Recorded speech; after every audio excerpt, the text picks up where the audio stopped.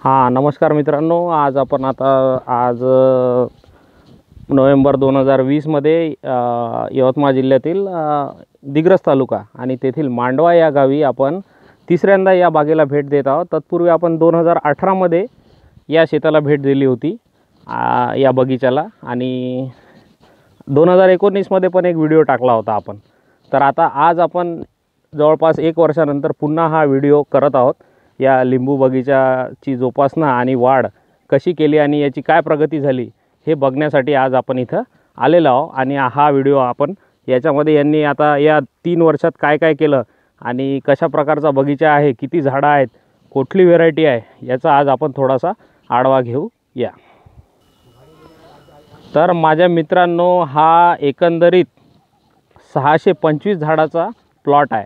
याच्यामध्ये जून 2015 मध्ये यांनी 500 झाडं आणली होती. NRCC national research centre for citrus Nagpur येथून साई बालाजी या व्हेरायटीची 500 झाडं आणून लावली होती जून 2015 मध्ये. आणि त्याच्यानंतर 2018 मध्ये औरंगाबादची शासकीय रोपवाटिका आहे हिमायत बाग, तिथून 100 झाडं साई शरबती या वाणाची श्री जोशी यांनी आणून लावलेली आहेत. ती झाडे थोडी मागे आहेत आणि ती लहान आहेत, 2-2.5 वर्षाची. तर असा हा एकंदरीत आपला 5.5 वर्षाचा वय असलेला बगीचा बघा किती छान खुललेला आहे, एकसारखा झालेला आहे. आणि ह्याच्यामध्ये आता जवळपास पीक घेण्यास वावसुद्धा राहिलेला नाही आहे. तर बघा मित्रांनो, हा एकंदरीत 7 एकरचं शेत आहे आणि याच्यामध्ये एक साधारणतः 4.5 ते 5 एकर हा बगीचा बसतो. 650 झाडांचा 18 बाय 18 वर लागवड केलेली आहे चौकोनी पद्धतीने. आणि साई बालाजी वाण आहे आणि साई शरबती वाण आहे. तर ह्याच्यामध्ये आत्तापर्यंत 5.5 वर्षापर्यंत सोयाबीन, गहू, तूर अशी आंतरपिके काढण्यात आली. आणि बघा आता हरभऱ्यासाठी तयारी पण केलेली आहे यांनी. परंतु आता जागेमुळे आणि याच्यामुळे ताण देण्याच्या दृष्टिकोनातून आता काय नंतर करता येईल हे आता निसर्गच ठरवेल. आणि समजा जमीन तयार केलेलीच आहे आता, तर बघूया आपण. आणि शेतामध्ये यासोबतच विहीर आहे छान अशी, आणि ओटा केलेला आहे फार्म हाऊसच्या दृष्टीने. आणि बघा जे आपल्याला नेहमीच्या रोजच्या वापरात लागतात अशी बघा केळी पार बघा, एका झाडापासून किती कंद तयार झालेले आहेत. बघा एक कंद लावलं होतं, किती तयार झाले आहे की नाही. हे पारिजातक आहे. इकडे अशी छान अशी एक विहीर आहे. या विहिरीवरूनच याचं ठिबक सिंचनद्वारे सगळं सिंचन होतं या निंबूच्या झाडांचं. आणि घरगुती वापरासाठी लागणारा भाजीपाला, विषमुक्त भाजीपाला घरच्या घरी. हे बघा असं एक छोटीशी बाग केलेली आहे इथे यांनी, सुंदर आहे की नाही. हे थोडे वांगे दिसत आहेत, हे बोराचं झाड आहे, हे नारळ छान. आणि हे अरुणावती डॅमचं बॅकवॉटर दिसत आहे तुम्हाला. झेंडू पण आहे, सीताफळ पण आहे, रामफळ पण आहे, काही सागांची झाडे पण आहेत काठाकाठानी. ओके. आणि असं हे बघा पालक पण लावलेली आहे घरच्या घरी, सुंदर.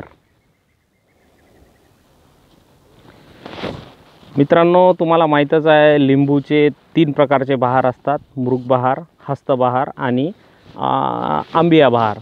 तर यावर्षी थोडा पावसाळा लांबलेला आहे. आणि तुम्हाला माहीतच आहे की शेतकरी जे आहेत की हस्तबहाराला जास्त प्राधान्य देतात, कारण की व्यावसायिकदृष्ट्या ही फळे उन्हाळ्यात येतात आणि व्यावसायिकदृष्ट्या फार फायदेशीर ठरत असल्यामुळे हस्तबहार घेण्याकडे लिंबू शेतकऱ्यांचा कल असतो.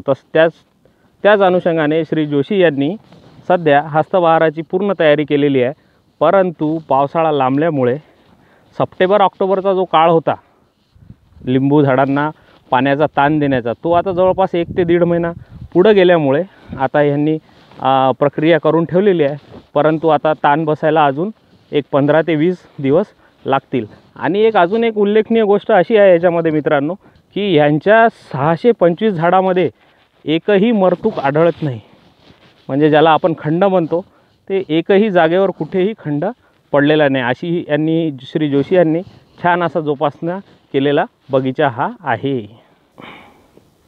तर मित्रांनो, आपण आता मुलाखत घेऊया बागेचे जे ओनर आहेत, मालक आहेत, श्रीहरी जोशी यांच्याशी, की त्यांनी कशा प्रकारचं काय केलं आणि कशी निवड केली वाणाची आणि जमिनीची आणि ठरवलं, आणि त्यांचा एकंदरीत अनुभव कसा काय राहिला ते बघूया आपण. नमस्कार भाऊसाहेब.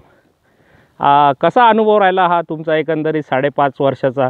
म्हणजे तुमची शेती साधी होती आणि बाग नव्हती आणि तुम्ही बाग केली. आज तुम्हाला कसं वाटत आहे? काही सांगू शकाल तुम्ही याच्याबद्दल आज थोडंफार? 5.5 वर्ष जुना हा आपला बगीचा आहे. साधारणतः 650 झाडं या बगीच्यामध्ये आज उभी आहेत आणि महत्त्वाचं म्हणजे जवळपास एकही झाड या 5.5 वर्षांमध्ये या बगीच्यातलं मेलं नाही. बाकी तर खूप टेक्निकल ॲस्पेक्ट्स आहेत, त्याबद्दल सगळ्याकडे माहिती उपलब्ध आहे. आपण सुद्धा ती माहिती वेळोवेळी सांगू. पण एक आहे की बगीच्यामध्ये आल्या मन प्रसन्न होतं. इतकं सुंदर वातावरण आहे या बगीच्यामुळे. शेताला म्हणजे एक 6 वर्षापूर्वीची शेती की ज्यात आपण पारंपरिक पद्धतीने घ्यायचो आणि आताची शेती, उत्पन्नात तर फरक पडेलच, पण आताची शेतामध्ये यावंसं वाटतं वारंवार, त्याला तोड नाही. आणि यामध्ये सुरुवातीपासून माझे जे मित्र आहेत तिथले गावातले, सागर चौरे, महेश कोशटवार, आशिष गावंडे, हे मित्र, यांचं सुरुवातीपासून मार्गदर्शन आणि फार मोठं योगदान राहिलं.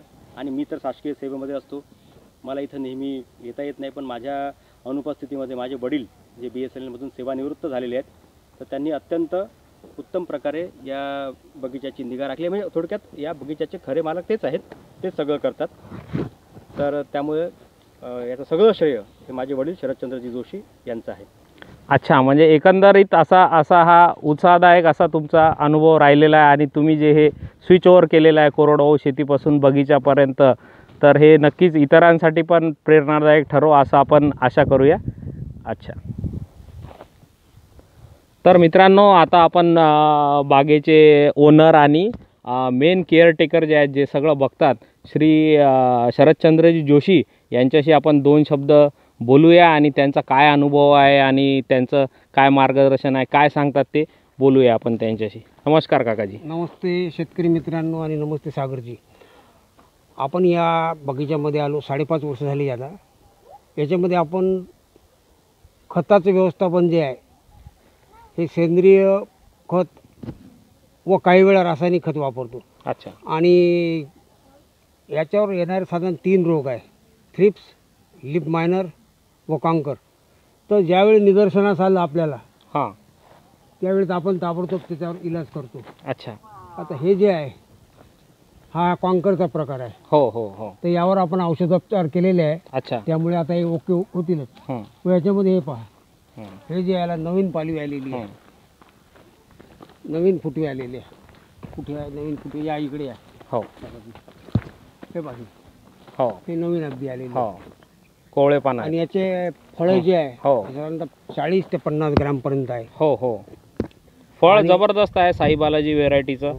आणि तुम्ही नक्कीच आनंदी असालच ही व्हेरायटी चूज केल्याबद्दल. आणि बघा मित्रांनो, कशी बंपर फळे आहे.